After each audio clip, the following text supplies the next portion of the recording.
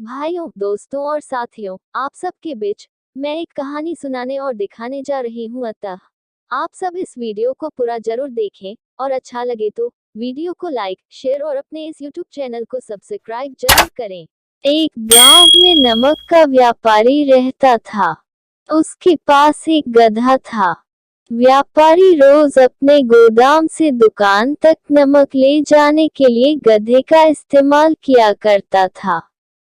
वह नमक को बोरी में भरकर गधे की पीठ पर लाद देता और उसके साथ साथ चलता हुआ दुकान तक आता था। व्यापारी का गधा आलसी प्रवृत्ति का था।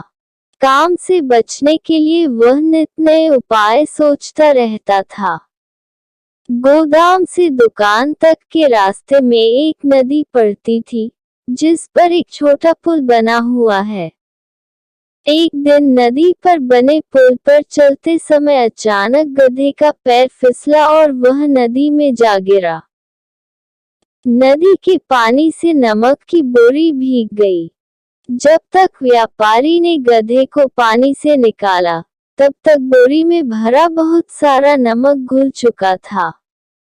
गधा जब चलने लगा, तो उसे बोरी का भार बहुत कम महसूस हुआ और वह खुश हो गया।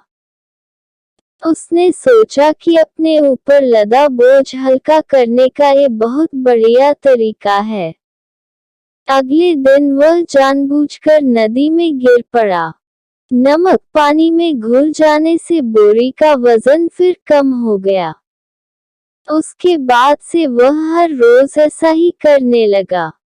रोज रोज गधे की ये हरकत देखकर व्यापारी उसकी चालाकी समझ गया।